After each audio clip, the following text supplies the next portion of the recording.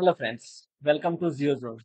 Friends, पिछले video में हमने चार्ट्रैक 1793 के बारे में पढ़ा था। इस वीडियो में हम लोग पढ़ेंगे चार्ट्रैक 1813 के बारे में।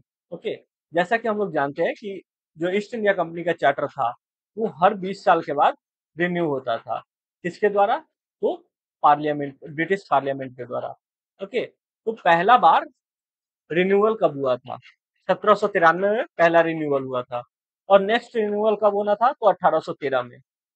उसके बाद जो है नेक्स्ट चार्टर आना था 1833 में और जो लास्ट चार्टर आया था वो 1853 में आया था।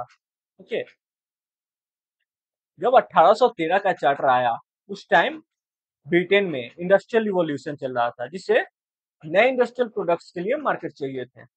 इसलिए ब्रिटिश ट्रेडर्स ये चाहते थे कि ईस्ट इंडिया कंपनी का मोनोपोली खत्म हो ताकि वो इंडिया में फ्री ट्रेड कर सके। यानी कि ब्रिटिशर्स जो थे वो इंडिया को एज अ मार्केट देख रहे थे।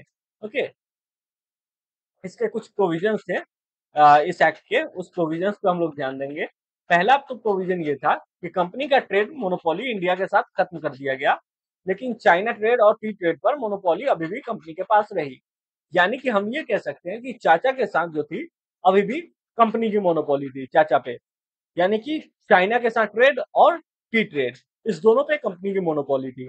इससे ब्रिटिश प्राइवेट मर्चेंट को इंडिया में ट्रेड करने की परमिशन मिल गई।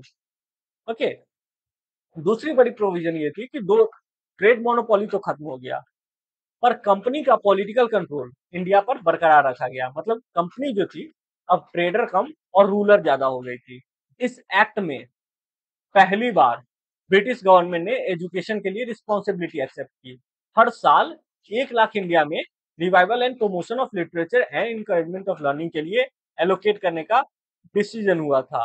ओके, इस एक्ट में पहली बार क्रिश्चियन मिशनरीज को इंडिया आने और रिलीजन स्प्रेड करने की परमिशन दी गई। इससे इंडियन सोसाइटी में सोशल एंड रिलीजियस इंपैक्ट पैदा होना शुरू हो गया। ओके, इस एक्ट में पांचवी बड़ी प्रोविजन ये थी कि ब्रिटिश सब्जेक्ट्स को कंपनी के लाइसेंस के थ्रू इंडिया आकर बिजनेस करने की इजाजत मिल गई।